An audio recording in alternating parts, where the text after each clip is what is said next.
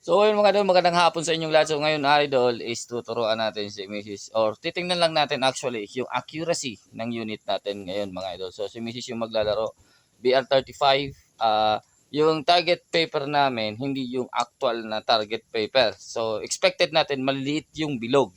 Kasi yung target paper natin is ano yan, long, short bond paper na pinagkasya yung 30 rounds, 30 na bilog ano. 25 tapos may sighters na 5.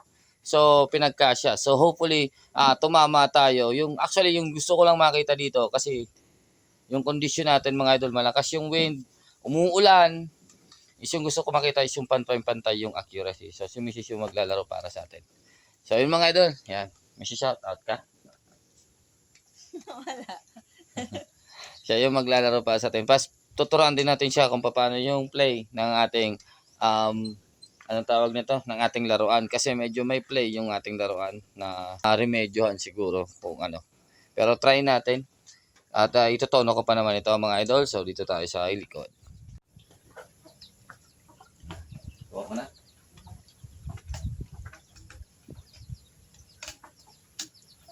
Sighters muna. Bigyan mo ako na ang line 3 sa sighters kay line tarang kay kung mag-creep.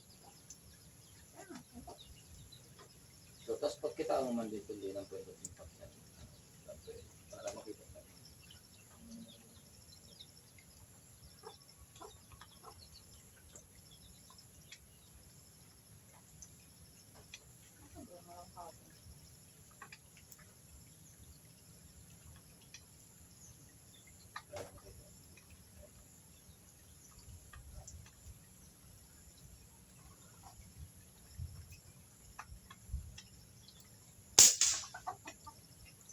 Tignan. Tignan. Mataro na kung sa'yo ng tama. Kaya natin ang consistency ng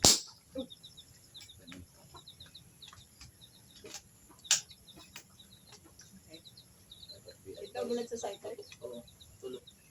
Pwedeng mag-creep yan. So, ang pandosa na pwedeng mag-ibata.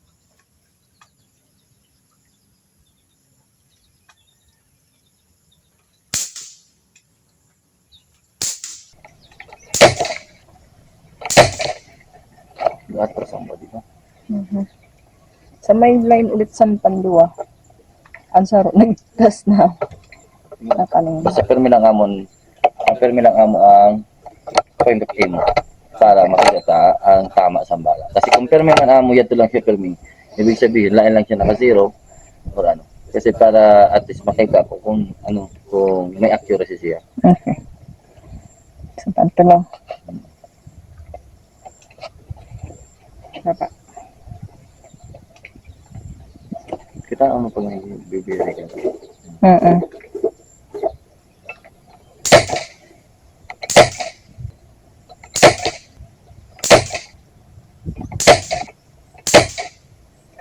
Balik naman siya sa may line. Ito magyakon. Sige. Nagbaba lang din. 9 minutes. 5 minutes lang ang timeline mo para maubos siya. Sa game.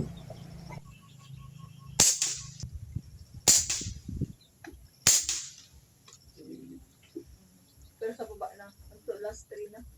Baba. Tingnan natin yung patama. So, pinaputok natin sa 10 rounds. Kumalma sana oh. Kasi yun nga, hindi natin itono masyado ngayon sa panahon na ganito. Tingnan natin kung yung ginawa natin, pinapaim lang natin siya kung saan siya nagsisimula. Tapos diretso lang. Kaya naman pala mataas kasi nakahiga yung karton. Ayan oh, nakahiga. Ito nakahiga. Kaya mataas. So ito nag-misfire. Kita ko yun yung nag-misfire. Diba? Nasa mga block lang. Uy, not bad. Ang liit nito mga idol na target. Hindi na makita. Hindi makita halos sa scope. Ito may bumaba lang. Hindi nga nila na inikita dito. Mahirap na talaga. Kaya nagtataas dito. Kaya no. Malapit na. Wala yung nakikita ko. Pero kung titingnan, halos Oo, may nagtaas tapos ito na tumaas eh. Halos the same lang dito. Tapos dito naman, 1, 2, halos parehas yung aim. Ito lang bumaba, tapos ito bumaba din, tapos ito tumagilid. So, pero sa elevation, consider na yan. Yan, sa elevation. So, pwede natin konting pihit pa dito. So, yung tinitingnan natin dito is yung pagpantay-pantay ito. Kasi kung ito dito tumama, tapos yung isa nandito, tapos yung isa nandyan, tapos yung walang ano yan. Walang direksyon ng ganun mga idol. So, ito, sa wind problem na lang yan. So, tirahin natin tong iba. Tapos nakahiga yung task, kaya nahirapan siguro tamaan. So, ayun, yun ang start ni Mrs. Tapos mamaya, paputokin natin siya siguro dun sa 80 yards, 82 yards. Tapos subukan natin kung sa 10 shots. Pero alam ko 5 shots lang na kailangan mong tumama doon. So yung target natin doon is Yakult mga idol. So yung target doon sa game is 3 inches plate. So pag dumaplis siya dyan sa Yakult o kahit tamaan niya yung kahoy dyan, pasok yan sa plate. Sa ganitong wind. So meron din doon speed shooting pero hindi na siya sasali sa speed shooting. Magbi-BR at hunting scenario tsaka long range. Sa speed shooting mahihirapan siya dito sa unit natin. So tayo naman try natin, tingnan niyo sa scope cam. Yung scope cam natin lahat is shortcut lang yan mga idol. Tayo naman try natin. Sighters. Dito tayo. Arborin na natin tong isang sighter sa taas.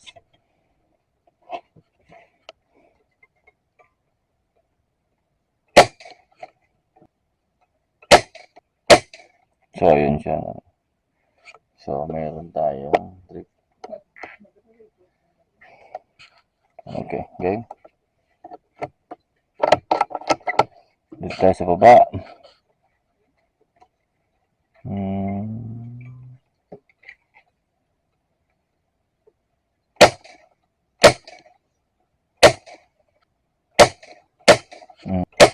Ay.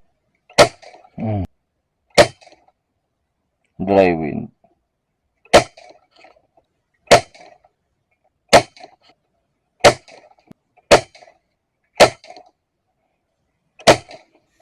So, ito yung sa atin mga idol na pintok.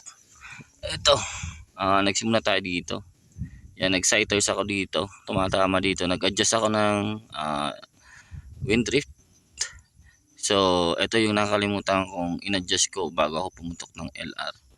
So, yun, mababa yung tama natin. Lumihis tayo. Ito mga idol, yung tama nito nandito. So, green hoopings ko lang ulit yan. Tapos, ito, meron tayo dito. Tapos, dyan. Ito, misfire ata to.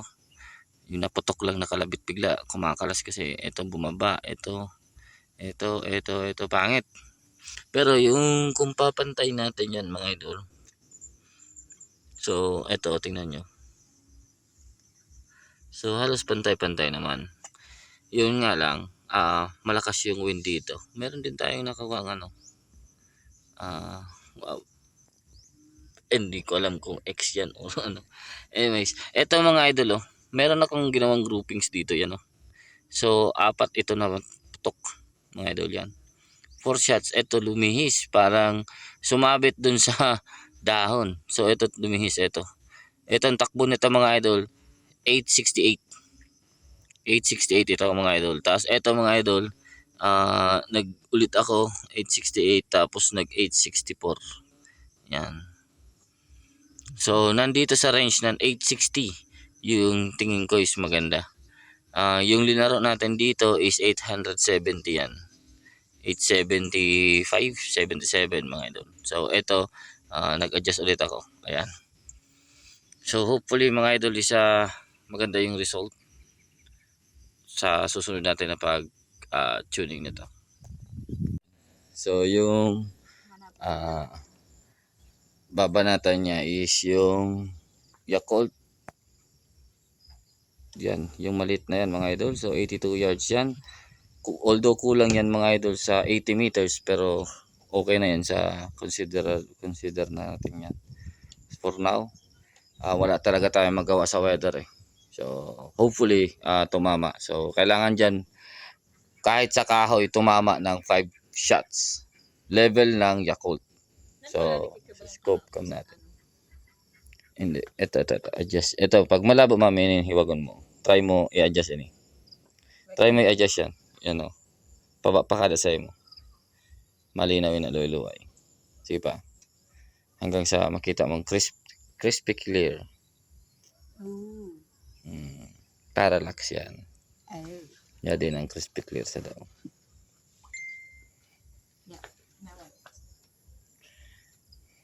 Parallax yan. So, yan. Sa scope cam na tayo mga idol. Hit. Tuminindog na ako. Ayos yun ah. First shot, hit. Okay.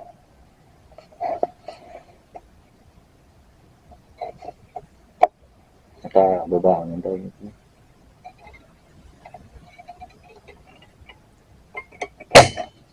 Okay, miss.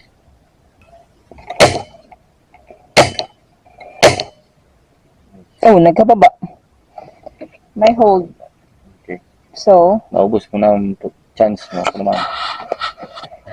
sana ang pagkahod ko. Binaba ko sa may ano. Saan naman mga idol? taas. Ah, Mhm.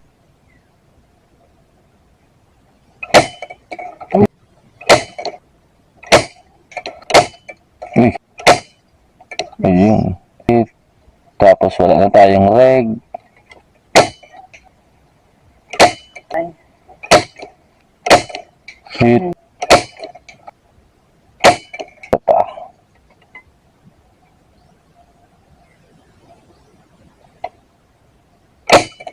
Oh, pa.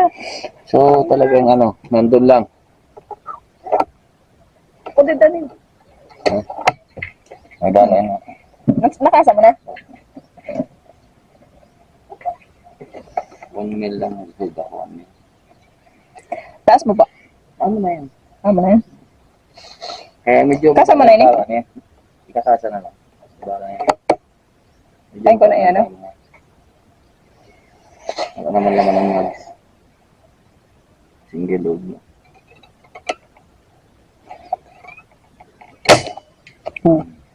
Tayo pa talaga. Kaya makipagpagan Aha. pa. Maski 1.9, 1.8. 1.8 talaga. 1.8 pero ano. Mga idol, unreg na kami. So, unreg na yung pinutok natin doon na sunod-sunod na nag-hit mga idol sa 80 yards. So, nag-try pa siya ng last, yung last sa kanya. So, below na tayo sa regulator. Sinamantala lang yung dry wind. Tapos, nag-hold lang ako ng kaunti. So, kasi doon parang may breeze. So, ang dami mga idol na towbats, ang daming spotted dito ngayon. Pero, wala sa kanila ngayong mahingalam. Uwi na kami mga idol. Maraming salamat sa inyong panonood. Sana maiayos pa natin to this week mga idol. Ayusin ko pa at hanapin natin yung tumama kanina na halos nagwa one hole kasi may nakuha akong halos nagwa one hole mga idol. So hanapin ko ulit yung velocity na yon at ayusin natin to. Palagay ko yung sa hammer tumatalon. So i-secure natin yan ng maigi. Tapos yung trigger mga idol is medyo hindi siya nakagat minsan. So ayusin ko lang yung spring dito baka nasira. So ayun mga idol, maraming salamat sa inyong panonood. Hanggang dito na lang. Take care. God bless. Peace out. See you mga idol sa laro. Thank you sa mga sponsors pala doon mga idol.